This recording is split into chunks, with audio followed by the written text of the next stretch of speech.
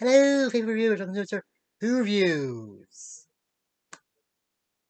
And today I'll be reviewing The Simpsons, Who Shot Mr. Burns. And this is the first two-part for Simpsons. I'd like to say it's pretty good. And in this, Streaming Elementary struck oil after Willie was about to bury the fourth grade hamster super dude. When Burns gets wind of a non-profit organization getting rich or finding oil, he gets disgusted by it. And Homer is a bit insecure or not really liking that his boss doesn't remember his name, even when he wears like a name tag and have his name on it when they're in an elevator together. But anyway, thanks to the school discovering the oil, Skinner decides to hear the faculty's or the students' suggestions what to do with it. And I'd say Bart so that has to be one of the funniest. Bring back the Three Stooges. Yeah, don't know. And this one seems a bit selfish since he got this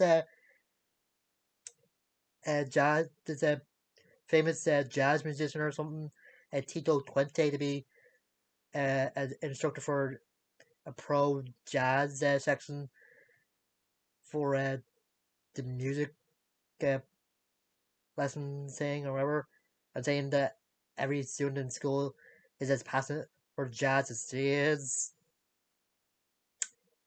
Yeah. And I do quite find funny that Burns actually just got himself as uh,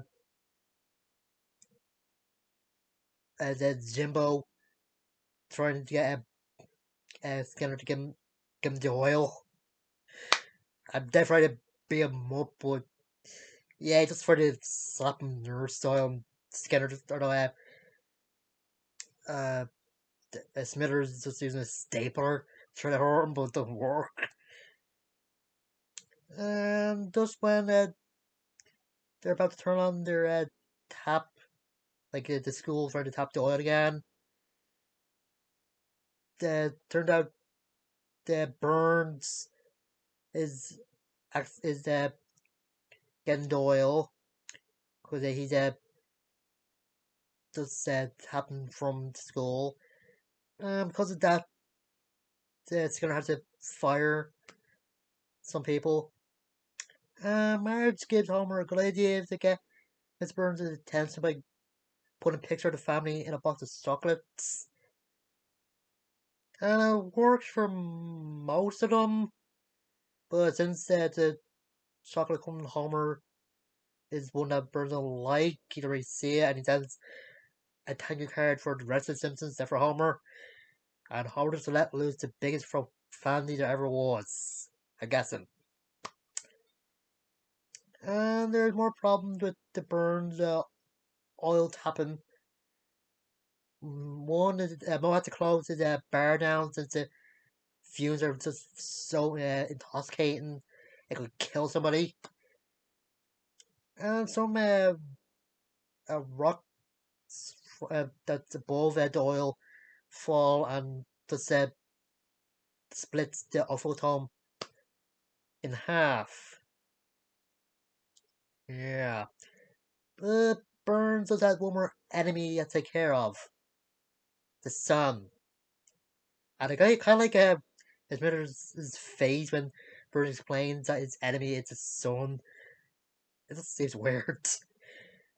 And somehow he has a diorama of Springfield where its carpet is and a sunroof for a hole from the ceiling. And turns out he plans on blocking out the sun.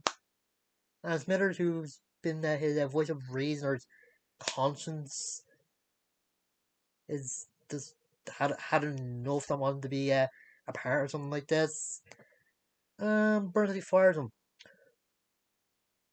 Oh yeah, and when Burns first struck the oil, as somebody headed for the Simpsons house, destroy Bart's tree house and put Santa the Helper in a cast, like a behind cast. And the town main was pretty interesting. It's on the people that have guns and quite being a bit scared and just letting everybody say what they hear, what they hear, and everybody just yelling. And Homer finally having enough of Burns not remember his name, so I had to go to the office and spray paint. My name is Homer on a wall. And I do kind of like when he's actually drives to the nuclear plant. He does remember all the things Burns had called him when he didn't remember his name, and they just pop up one after the other in a car or in his car. Yeah, it's good. Burns is also been telling me, and some of the residents in Springfield do threaten to kill him, but Burns will point out that none of them have the cojones to do it. And he does block out the sun, and he's one of the few villains that actually come through their plan. And as he's just basking in his victory, some people seem to be missing, like uh, Smithers, Skinner, Bart, Lisa, Homer, and there's a scene shown that the gun that belonged to Abe that Marge buried was actually dug up. Bertha's corner and has a conversation with somebody, and a gunshot is heard, and Burns is trying to find help to find Jimbo. Is it Jimbo? Another Kearney. And collapse on the sundial. And for some reason, uh, Wiggum thinks Burns wearing a mask. Yeah, I know he said that his ringy face looks like a mask, but still. And that's just the end of this first part.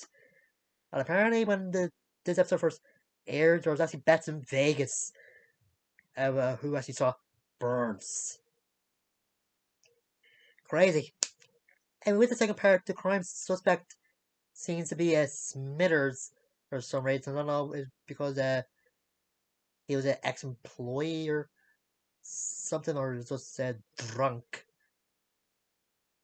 Lisa does point out that the Simpsons are suspects as well, believing herself out, but thanks to Bart. See, gives her reasons. And at one moment, Smithers thinks he, MrsBurns says he found his gun in his pocket and smelled like it was loaded. I guess arrested after William is in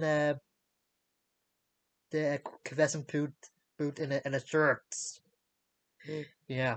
Oh, yeah, for some reason, Lennon, or not Lennon, the two cops with Wigman are interrogating Santa's helper Maggie. Mm. And this actually the introduction to Dr. Colossus in the Simpsons universe. Like, he's only seen a picture of him, and he's only mentioned in the Malibu Stacy episode from season 5, so I think he's kind of a bad through villain. And after Smithers and Brockman did this Madonna joke, so Mel realizes that Smithers couldn't have stopped MrBurns since he was actually at home watching part of my zinger on Comedy Central. It turned out that Smithers did leave early from Tommy and actually saw Jasper, but you only saw him in his fake leg. Yeah, now they don't really have any suspect, but that's a Lisa. They do, and he just ask them questions first. that's Tito 20 since he said he wants revenge on Burns, but now he just wants to mock him in a song that's pretty entertaining. And then there's Skinner, but he couldn't have done it since he was in the toilet at the time to put on his camouflage makeup, but turns out he actually got his mother's bag. And the reaction that Lieutenant Chalmers got who when he realised who was in the bathroom with was that's hilarious a bit. And turns out the Willie have couldn't have done it since he has arthritis in his index fingers. But the part when he keeps moving his legs like across them, uncross them, it's just ugh, since he's wearing a kilt. And then when they take him Mo on a lie detector, it's kind of funny since he kept beeping when Mo says he had plans and just chase and then says this, but then the beeping saying he's lying turns up. And somehow they didn't find Barney. Yeah. Oh yeah, and they're able to take down Burns' sun blocking machine pretty easily thanks to the vehicles that were pulling it down. And the people that are extra happy since they crossed Stoneville thanks to the dish falling. Yeah. Is there anything that's threatening, does it? Did it? Hmm. Anyway, thanks to a dream sequence and what Eddie says, Wiggum actually looks at Burns' suit he was wearing when he got shot by the eyelash. And thanks to some CSI person who has every people's DNA on file, it shows that the eyelash is of Simpson DNA. And Burns finally wakes up, and the first words he says are Homer Simpson. And the other fact that the police burst into the Simpsons house and they actually found the gun that shot Burns in Homer's car. And apparently that fingerprints, the same fingerprint on it. Yeah, why does the glass of Homer was drinking out of have like show the fingerprints? Couldn't he just took the glass off him and then put the powder on?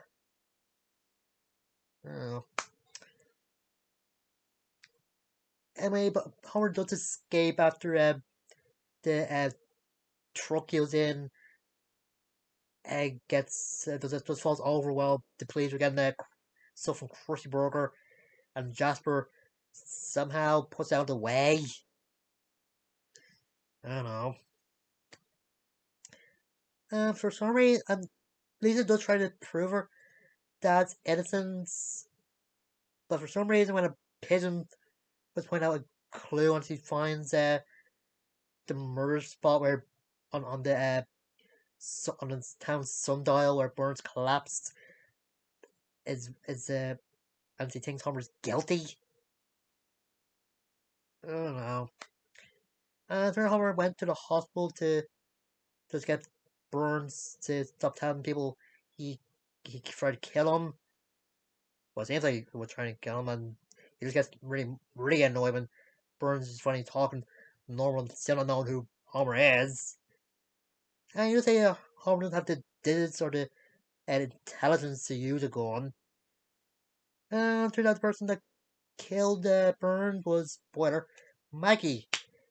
And he just explains that he tried taking Maggie's lollipop since previously in the first part of this, Smithers actually stopped him, and his gun actually fell out of his jacket pocket, and when Maggie held the gun, he accidentally saw her, and the lollipop and the gun fell under the car.